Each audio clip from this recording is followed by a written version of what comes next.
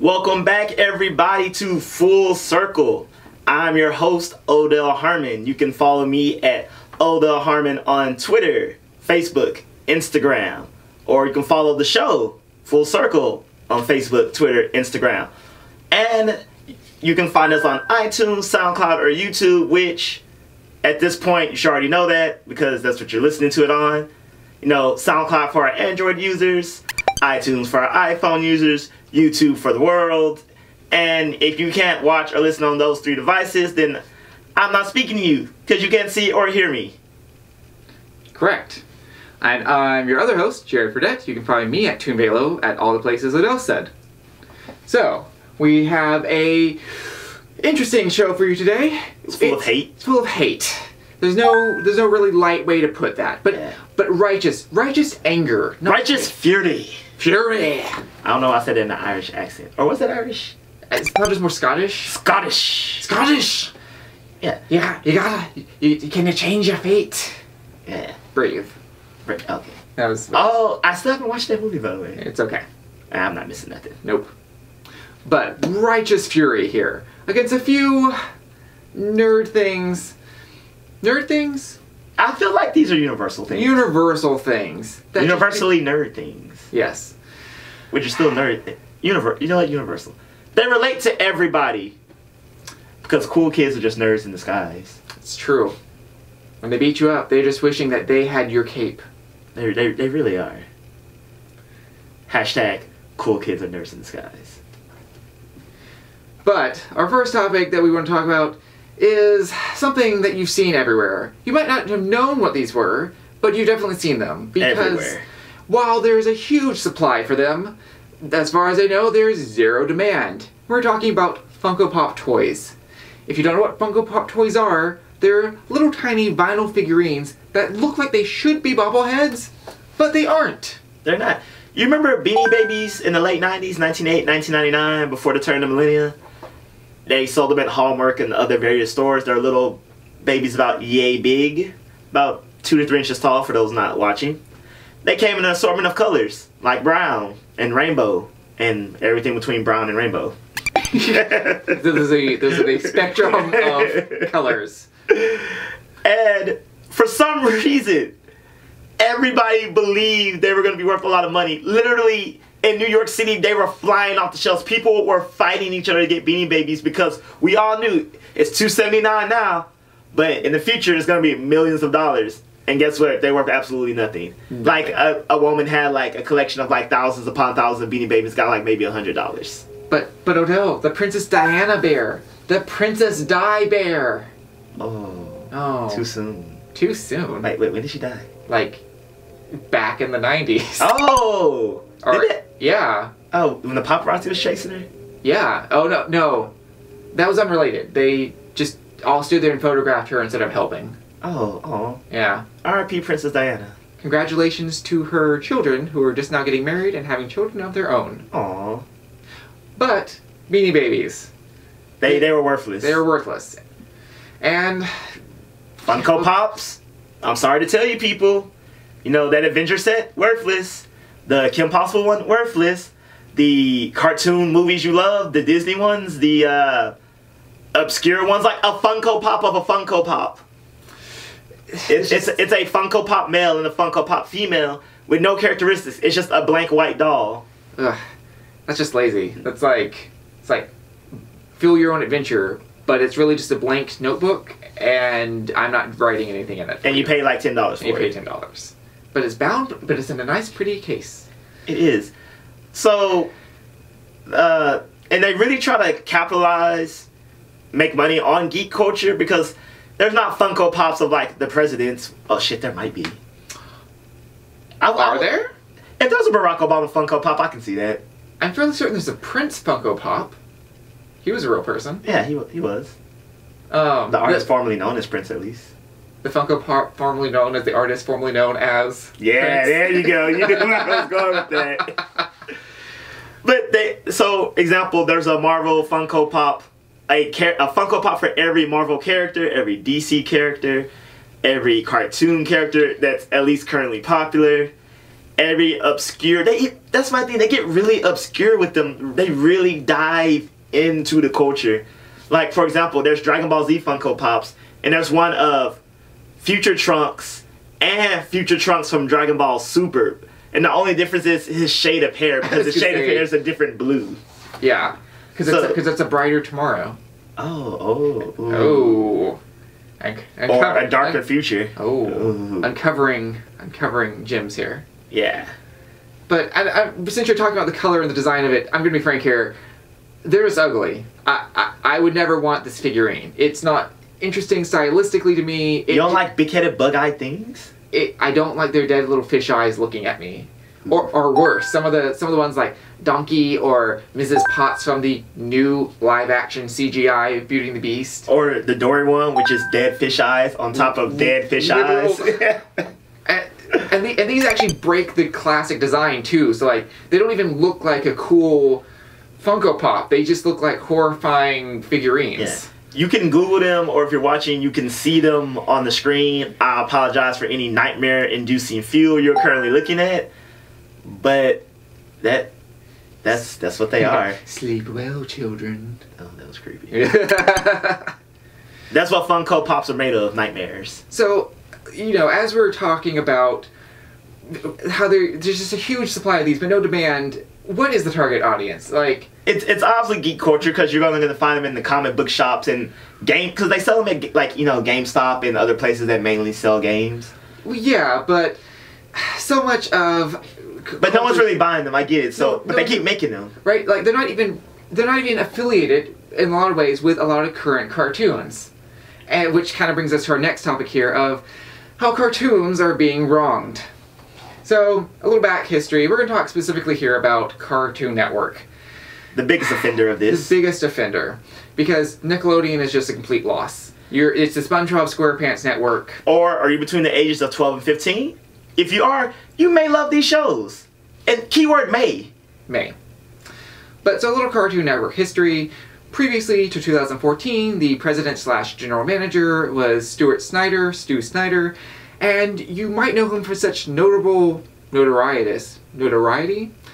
dishonorable things as making the wise decision to make Cartoon Network air live-action shows. Because what makes more sense on a Cartoon Network than live-action shows?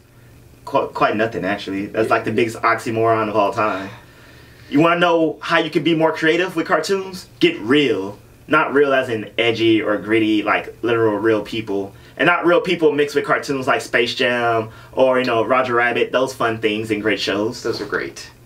Get real as in a grown-ass, retired, 30, 40-year-old lead singer of a rock group get, you know, random kids to build, destroy, build.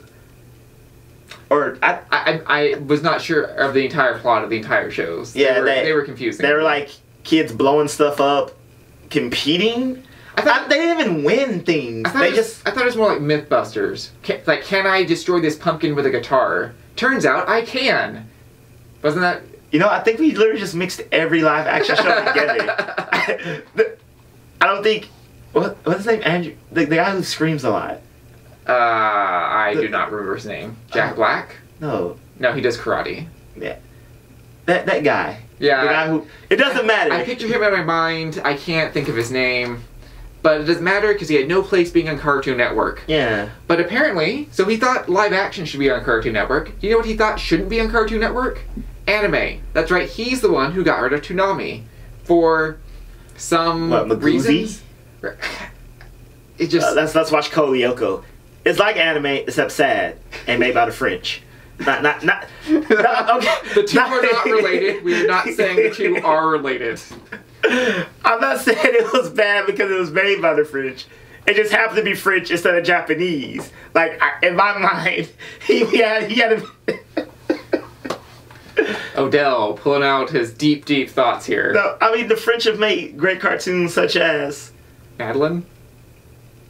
I don't know many French cartoons. I'm not even sure that is it's not Madeline? French. Is it Madeline? Oh wait, I'm thinking of the restaurant. La Madeline. I'm thinking of Madeline, the girl in the yellow dress. No, that's who I'm trying to speak of. Okay. But yes. Right, she's the 13th girl and like the two like lines of 6. Yes. The French make great shows. Anyway, so after his roaring unsuccess, they've appointed Christina Miller in charge of Cartoon Network, Adult Swim, and Boomerang. So she has the trifecta in the palm of her hands, quite literally. Yes. And so she's decided to take this network, all three network, in the direction of nothing matters, because she sees the future of television as apps. And I just don't agree with her at all. If you ever try to use the Cartoon Network app, it's not even an app. You log in, it goes, hey, we're going to create a TV schedule for you. And you go, no, I just want to watch the new Steven Bomb, which is all 6 episodes released right now before people spoil it for me. Yeah. It goes, hey, if you like Steven Universe, here's 3 episodes of We Bare Bears. And I'm like, no. And you have to really wrangle and wrestle with this thing. Yeah, and if you watch Cartoon Network, and honestly, any show on cable TV nowadays, they're like, hey, you know it'd be cool because people like binge watching Netflix. Instead of waiting every week, how about we just put all the episodes on our app, make you download the app so we can get revenue, possibly make you create an account and pay if you don't already have it with your cable provider, and then watch all of them that way. But on our app, which, you know, here's the fun part, doesn't have a TV app to go with a smart TV. You can't get it on the game console, so you quite literally have to watch it on your phone. I can't even stream it on my TV. Unless I have a Chromecast. The point is, if I want to stream on TV, I have to go through these extra stops. No, even with a Chromecast, when I try to do it, it gets really upset moving from episode to episode. It, again, tries to interject other episodes. I was like, it doesn't let me build like YouTube does. Like, I can't build an auto playlist of episodes I want to watch. And now you're probably thinking, whoa, Odell and Jared, you were complaining about cartoons not being there, and she brought them back, so what are you complaining about now? Because she only got it about half right. Yes. She brought cartoons back. All Teen Titan Go's of them. She brought back all Teen Titan Go's of all the Teen Titan Go episodes. And you probably don't even have to watch Cartoon Network or watch cartoons to know what Teen Titans Go is, because it has creeped into every corner of media, because all they do is air it. And remember we told you there's 2 other networks that they own. Well, 1 other network and Adult Swim, which comes on Cartoon Network. So 3 other entities, essentially. But Boomerang is Cartoon Network's old...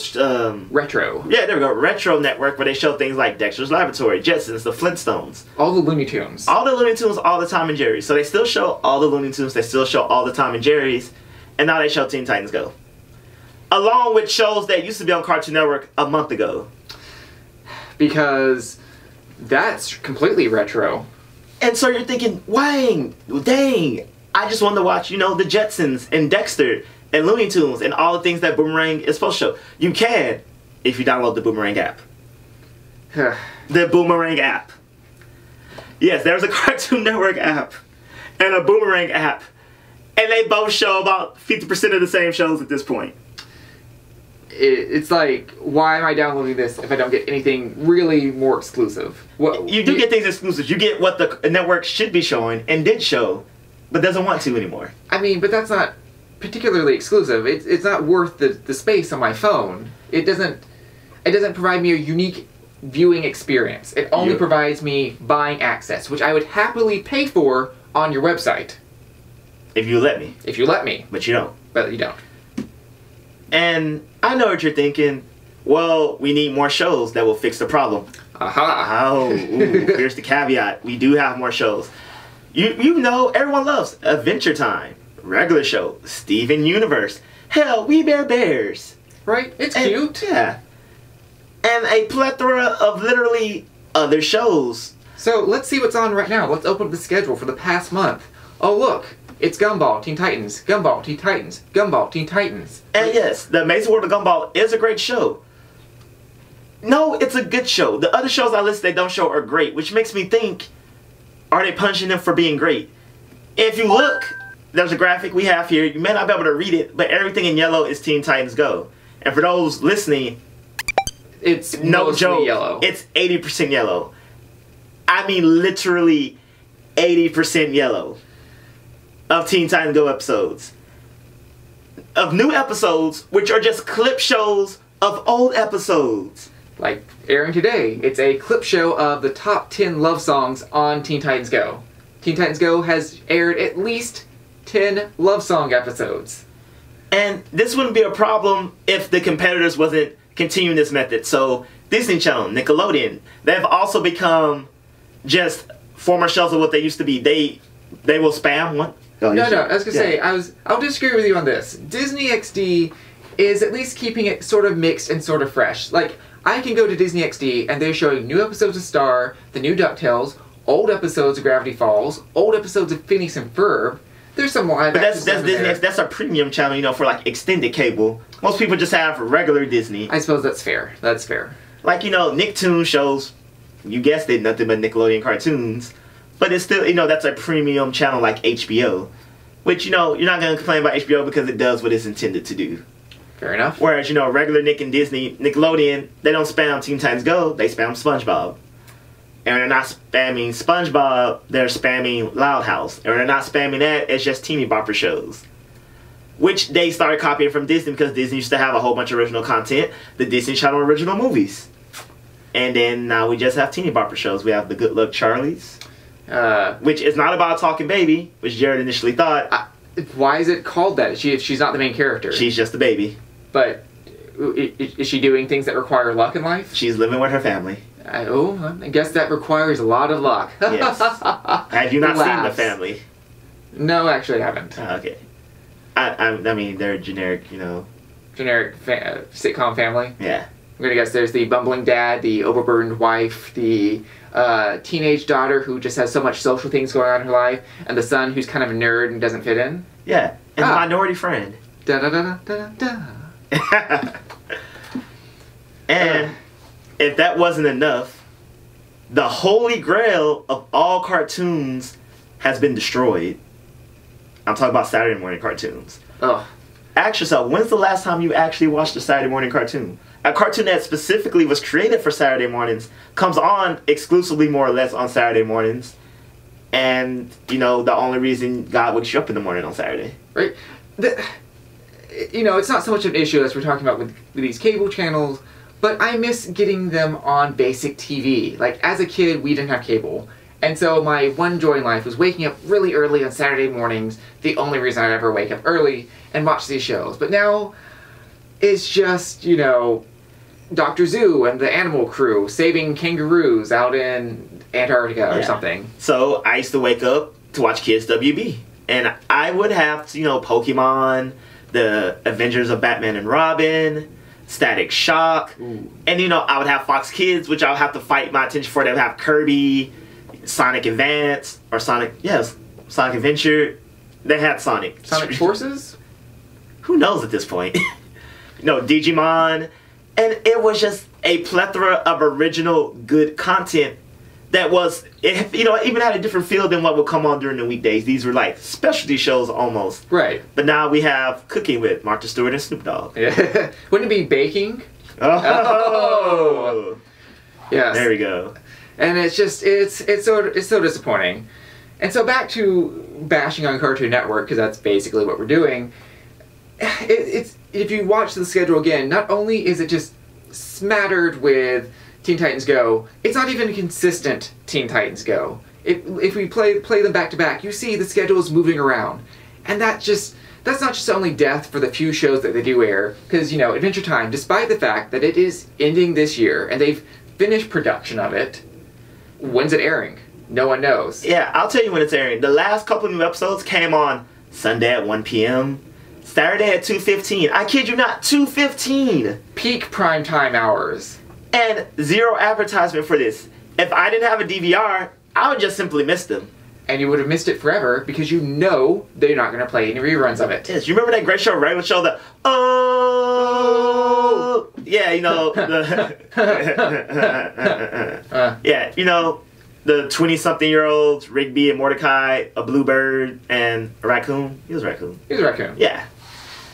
And they literally showed the finale, you know, one of their most viewed finales of any show they've ever aired. Actually, I don't know if that's true. It just sounded nice. Yeah, it does. And then poof, sink. Yeah, they literally showed zero reruns since then. Just the show is dead to them.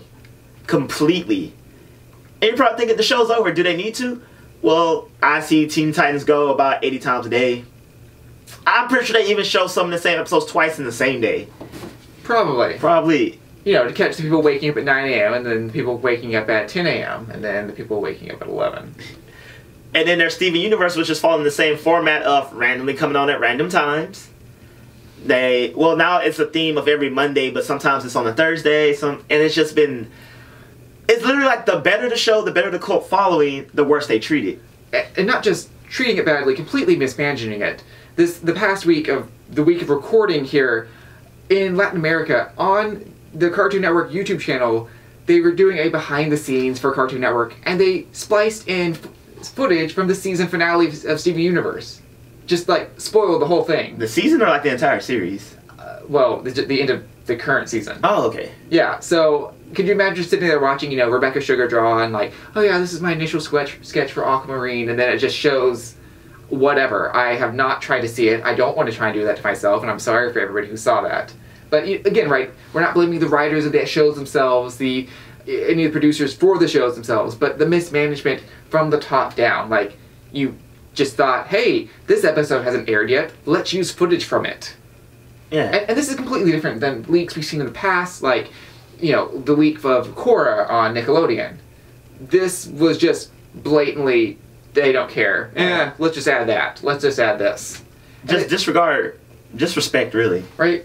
And overall, I'd say this is most concerning because it's not just the death of, screwing with schedules and screwing with promotions and not advertising for it at all that kills, it's not just killing an episode, killing a show, it's killing a network. I don't want to, just like a podcast, just like a YouTube channel, I don't really feel like subscribing to you or even watching any of your stuff if I don't know when or what you're producing. At all. And the things that we do like produced, we want to see them, and when they're mishandled, misused, there's really not a reason to come back. It's hardening, and it hurts our inner child. Oh, but speaking of our inner child, we have a new show on Cartoon Network, relatively new. It is called Craig of the Creek, who follows, you guessed it, Craig, who lives by a creek in a wooded area behind their houses. Him and the neighborhood kids go out there and they have adventures. Like, real fun adventures. Those type of adventures you wish, like, damn, I really sucked as a kid.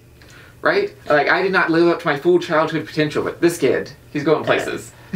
I really implore anybody listening or watching to actually watch it, because it's a great show, and we've already discussed what happens to great shows on Cartoon Network. They go the way of the dodo pretty soon.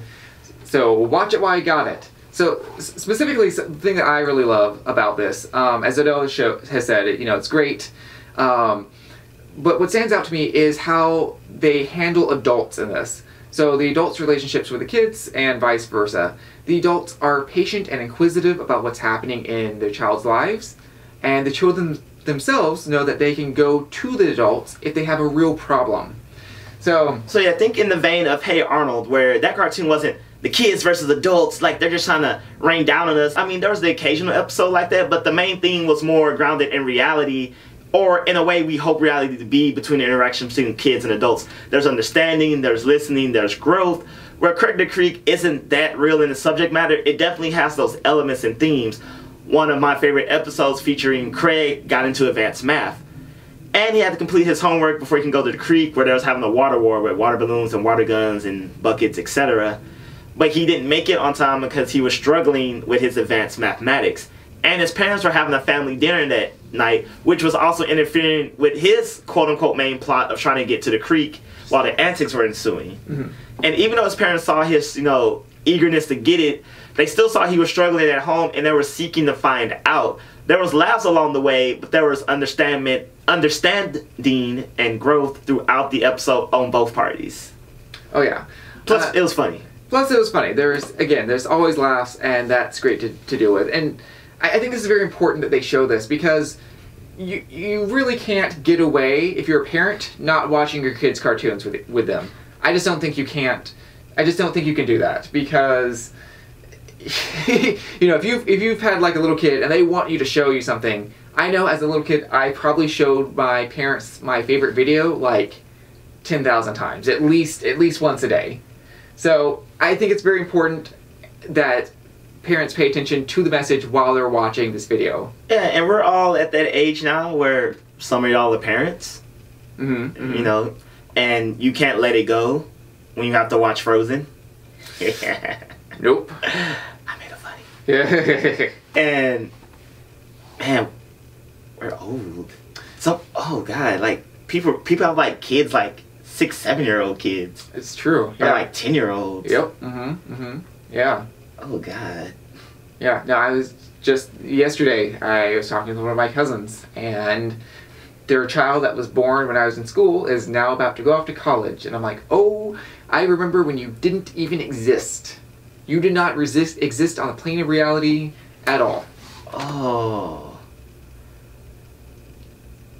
But this should cheer you up. This should cheer you up. Okay, we're like, you know, so we're like 25. Okay, we're not. We're older, but we're approximately 25. Okay, so everything you've known up to this point, all of existence. You know, my earliest memory dates back to when I'm at 2 and... Two? Yeah. 2? 2. Alright, you got me beat. I say 4 is when I can have memories. Well, I was very... Special child. Special child. And we're at a zoo, and the train got derailed, and I thought I could conduct all the adults to help realign the train. At 2? At 2. 2. I didn't... Yes. You were cognitive to know you were on a train and it needed to be realigned back on the tracks. Yeah. The wheels just go on the tracks. The genetics and biology double major, people. I mean, granted, I didn't have the cognitive ability to necessarily coordinate that. I definitely did not have the vocabulary to explain this. You know, again, right, Craig the Creek, he kind of meanders about saying what his real problem is, but the parents are patient and wait for him to get to it, because children don't always have the ability to say verbatim what they mean. I don't think a lot of children know the word frustration, right? Like... You were 2. Most children don't know words at all. Yes, they do, don't they? I hit 2. Oh, well... So that's who I was as a child. Anywho, so all of existence that you know, right? All 25 years, every struggle you've been through, every hardship, that's not even half your life. You're going to go through that 3 more times, because I plan to live to 100. Oh, that'd be cool. 100 is a good age to live to. Right? But everything in existence, times 3. Times 3. Or, if you don't have the time to live through 100 and you're just lazy, you can play games that let you live your life. Simply. My favorite games. Yes. Jared loves playing farming games. Yeah, no, you can achieve things you can never do in real life. Like grow crops? And grow crops? No, like own a house and get married and be debt free. And grow crops. There's more to it than growing crops. I mean, you can do all those other things. That's the point why I don't really like it. It's just stuff you do in real life. For example, today I had to wake up, get a haircut, which I failed to do, go to dry cleaners, which I failed to do, and before I incriminate myself further, just many things that I failed to do. So to make up for my failures, what am I going to do? Play a game where I wake up, tend to the fields, go do my dry cleaning, feed animals? It gives you a sense of accomplishment. And it's soothing. You just kind of keep doing repetitive things over and over again, and you can put things in direct chronological order. Oh god, do I have autism? I don't. I definitely don't. Anywho. I mean, you could. I don't think I do. Have you ever been tested? Not for autism. Oh, you know what? We can stop there. I don't have autism. No, but it's not just doing crops. Like it's a whole depending on the game, right? So okay, so Stardew Valley, right? So I'll say Stardew Valley. Right, in case you don't know, Stardew Valley is a recent indie hit where you guessed it, you get a farm. Yes. You grow crops, you interact with people in town, get a husband or wife, depending on what you're into. It's true. They're a very open game. Yeah, and you live life. Yeah, but okay, so specifically, Harvest Moon I think kind of stems in general from... I said Harvest Moon. Stardew Valley stems from Harvest Moon games, where it's always been, right, you get a farm, usually from your grandfather, and you try and fix it up. But you aren't just trying to fix up your farm to get money, like Farmville on Facebook to just click and spurn more money to bug your friends. You're fixing the farm, and you're fixing the town. Because they're broken... Well, all farming games, you're fixing the town? I mean, yes, but aren't all first-person shooters or any shooting game just you fighting the enemy? Alright, fair enough, fair enough. Yeah, so, I mean, these have a lot of heart to them. Like, they have heart, Odell. They've got heart. They are popular for a reason, and I can see the appeal of feeling progress by repeating remedial tasks in a game. There's a certain charm to them. Oh, like Stardew Valley creators' new game, Witchbrook, where you make charms. It's like you'll be witches and things, and it'll be like what everyone thought Pottermore was, but like an actual game and fun. Pottermore was depressing, and yeah, because I really thought it was going to be like a game, but this should be much more interesting, I think. Yeah, I personally don't like them because, I mean, I get it. They're games to me are supposed to be about things I can't do in real life.